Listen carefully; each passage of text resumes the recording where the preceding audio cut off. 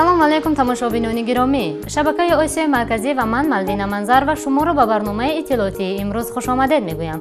Инак мутаваҷҷеҳ бошед ба сархати муҳимтарин хабарҳои рӯз. муовини роҳбари гурӯҳи 24 Собир Валиев озод шуд. хабари боздошти ҳоҷи Ҳалим беасос аст. интиқоди Вашингтон Пост аз пуштибонии Эмомалӣ Раҳмон ва ваъдаи Ҷон Керри. ифшои беш аз 4 тонна маҳсулоти кӯҳнашуда дар амбор ва мағозаҳои Душанбе. системаи нави ҷарима барои паркинги нодуруст дар Душанбе. Собир Валиев, мухолифи сиёсии ҳукумати Тоҷикистон, аз боздошт раҳо шудааст. Дар ин бора вакили дифоъ ва худи Собир Валиев ба хабарнигорони мо хабар дод. Палатаи таҷдиди назари суди Молдова ин мухолифи ҳукумати Тоҷикистонро ҳукми таъдиди ҳабси Собир Валиевро, ки бояд то 22 сентябр дар маҳбас мемонд, лағв карда ӯро озод кардааст. ҳукми боздошти ӯро беасосу ғайриқонунӣ хондааст. Ва инак айни ҳол муовини роҳбари гурӯҳи 24 Собир Валиев бо мо дар тамос аст. хуб мешуд ба мо мегуфтед ки шуморо бо кадом ҷурм айбдор карда боздошт намуданд? вақте ки аз тарафи мақомоти Тоҷикистон ҳуҷҷатҳоро ба ҳукумати Молдова равона карда буданд, дар он ҷо моро айбдор мекарданд бо моддаҳои 307 қисми 1 ва 307 қисми 2 ки ин яъне эълон кардан ва даъват ба экстремизм ва даъват кардан ба ифротгароӣ ва даъват намудан мардумро барои талоши ғасби ҳокимият бо таври зӯрӣ.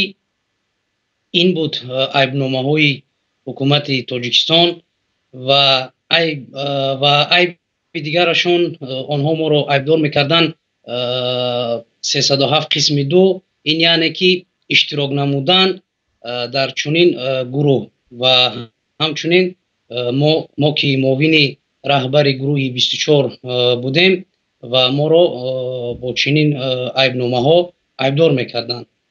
ба советчавии шумо кӣ кӯмак кард ва чӣ гуна далелҳо шуморо аз боздоштгоҳ раҳо кард? он нафари ҳимоятгари мо исбот намуд ки он айбномаҳое ки аз тарафи Тоҷикистон истисдод равона карда буданд дар ин ҷо, онҳо ягон асос надоштанд ва ҳамчунин онҳо айбдор мекарданд ки ман дар ҷустуҷӯи байналхалқӣ мебошам ва вақте ки мо талаб мекардем айбдоркунандаро ки ба мо он расман ба мо нишон бидиҳанд, вале онҳо то имрӯз ба мо нишон надода буданд ва имрӯз ҳукми суд чунин қарор баровард ки ягон айбнома дар нисбати ман нест ва маро имрӯз озод ва сафед кард. шумо ки шаҳрвандии Қирғизистонро доштаед, оё гуфта метавонед ки шаҳрвандии Қирғизистон барои истирдод накардани шумо яке аз сабабҳост? албатта тамоми талошҳое ки нисбати мо карданд, ҳар як нафаре ки садо баланд кард ва моро дастгирӣ кард, ман хеле миннатдор ҳастам аз ҳар як нафар ва ҳукумат ман дар Қирғизистон зиёда аз 10 сол зиндагӣ мекардам дар он ҷо. албатта ман рафтуомад бо ватанамон Тоҷикистон доштам, вале дар он ҷо қонунро риоя мекардам ва ягон қонуншикание ман дар ҳукумати Қирғизистон накарда будам ва ин маҳз чунин буд ки депутати парлумонии Қирғизистон нисбати мо нома навиштанд. мо хеле миннатдор ва сипосгузор ҳастам. ташаккури зиёд. тамошобинони азиз, ёдрас мекунем ки бо мо дар тамос буд муовини гурӯҳи 24 Собир Валиев. شب 9 به 10 سپتامبر داداجان عطاولایف ژورنالیست تاجیک و یکی از مخالفین حکومت تاجیکستان با تکیه به منابع در صفحه اینترنتی خود از بازداشت گنرال نظرزاده خبر داده گفت نظرزاده فعلا به دوشنبه انتقال یافته در اختیار مقامات قرار دارد، اما وزارت امور داخلی تاجیکستان خبرهای داداجان عطاولایف را درباره بازداشت عبدالحلیم نظرزاده سابق معاون وزیر مدافعه رد کرده ابراز داشت که این خبر ژورنالیست دروغ و بی اساس است. یک منبع والا مقام از وزارت امور داخلی که عملیات علیه گروه حاجی حلیم را راهبری می‌کند 10 سپتامبر در صحبت با خبرنگاران اظهار داشت این خبر دروغ است و فعلا عملیات علیه گروه نظرزاده ادامه دارد. مقامات تا امروز از بازداشت حدود 70 شریک حاجی حلیم و کشته شدن 18 عضو گروهش خبر دادند. دادستان کل تاجیکستان حاجی حلیم و پلکاونیک وزارت مدافعه جنیدالله عمرو را در خیانت به دولت عیبدار می‌شمارند. در رابطه با این موضوع چند روز پیش رئیس جمهوری روسیه ولادیمیر پوتین برای حفظ و امنیت ملی و ثبات در تاجیکستان اظهار دستگیری کرده بود و حالا از روی اطلاع رسمی نماینده رسمی وزارت کارهای خارجه چین خونلی گفته است که چین حادثه حمله به مقامات قدرتی تاجیکستان را زیر نظارت دارد. چین همچون همسایه دوست شریک استراتژیکی از تلاش‌های حکومت تاجیکستان برای حفظ و امنیت ملی و ثبات حمایت می‌کند. The Washington Post نشریه معروف آمریکایی امامعلی رحمان رئیس جمهوری تاجیکستان را به فهرست 5 راهبر وارد کرده است که با وجود نقض حقوق انسان از حمایت ایالات متحده آمریکا برخوردار میباشد. نشریه 9 سپتامبر به سهم شهروندان آمریکا رسانیده است که حکومت این کشور از حساب اندازه‌سپارندگان برای منافع خود از راهبران پشتیبانی میکنند که حقوق انسان را نقض میکنند. در فهرست نشریه شده The Washington Post از جمله اسلام کریموف رئیس جمهوری ازبکستان، گوربنگولی بردیمحمدوف رئیس جمهوری ترکمنستان، امامعلی رحمان رئیس جمهوری تاجیکستان و برخی دیگران داخل می شوند. The Washington Post از شکنجه، سرکوبی مخالفان و نقض آزادی بیان در تاجیکستان انتقاد نموده افزوده است که با وجود این امریکا برای منافعش در افغانستان مبارزه با جنگجویان اسلامی از حکومت تاجیکستان پشتیبانی می کند. مطلب نشریه معروف در حال نشر می شود که باراک اوباما رئیس جمهوری تاجیکستان و جان کری وزیر امور خارجه این کشور 9 سپتامبر امامعلی رحمان و تاجیکستانیان را به مناسبت 24مین سالگرد استقلالیت دولتی شادباش گفتند. از جمله جان کری در پیامش تاجیکستان را شریک مهم خوانده علاوه نموده است که اهمیت تاجیکستان در جهان در حال افزایش می باشد. کری اینچنین با اظهار تأسف از حادثه های روز 4 سپتامبر و بیان همدردی به نزدیکان قربانیان وعده داده است که همکاری ها را با تاجیکستان از جمله در امور امنیت تقویت خواهد داد.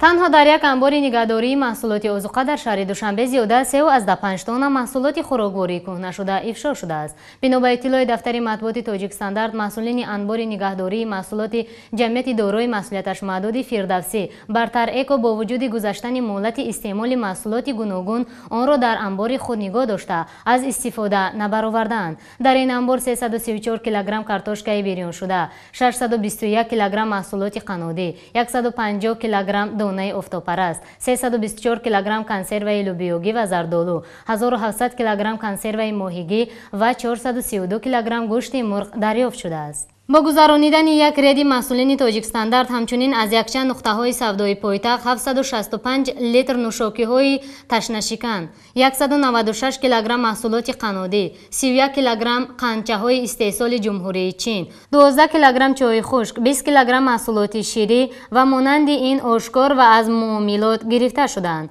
مسئولین این نهاد میگویند مسئولین انبار فردوسی برتر ادکو و نقطه‌های سودا برای به نگهداری و فروش محصولات مهلتشان گذشته مجازات خواهند شد.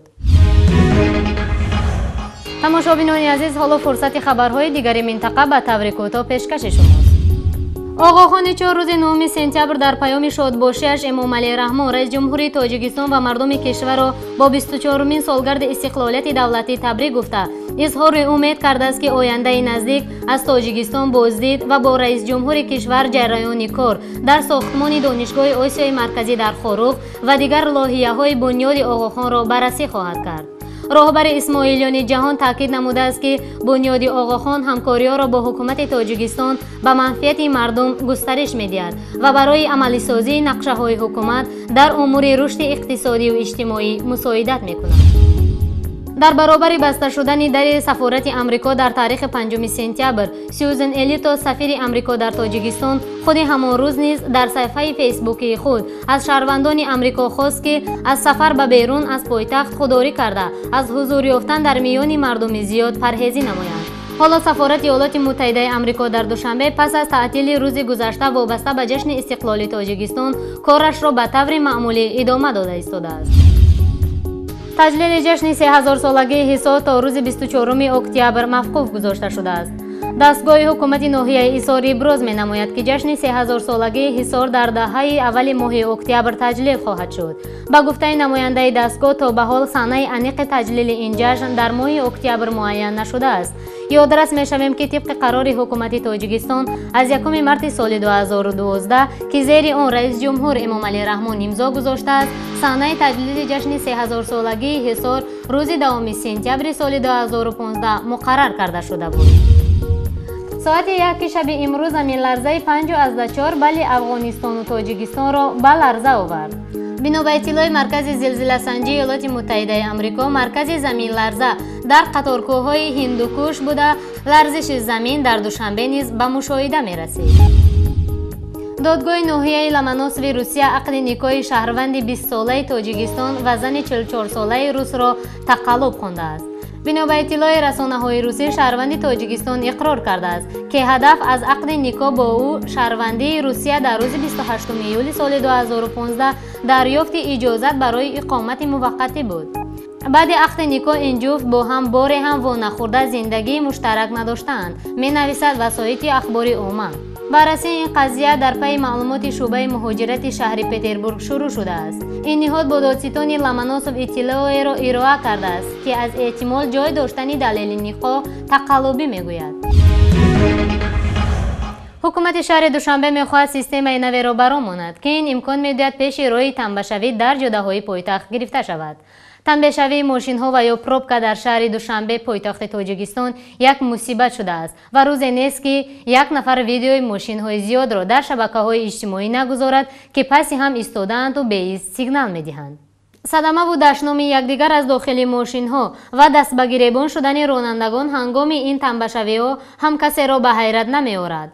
این زمان اتوبوس‌های بزرگ مسافربر را می‌بینید که نیمه‌حالی هستند و آهسته آهسته حرکت می‌کنند. اکنون حکومت شهر دوشنبه سرماشین‌ترین شهر تاجیکستان می‌خواهد سیستم نو را برآورد که امکان می‌دهد پیش روی تنبه‌شوی گرفته شود. سیستم نو هم تشخیص اتوماتیک شماره ماشین و جریمه رانندگان است که ماشین خود را در کنار راه اساسی و نه چندان وسیع دوشنبه می‌گذارند و روی اتوبوس و ترالیبوس‌ها را بند می‌کنند.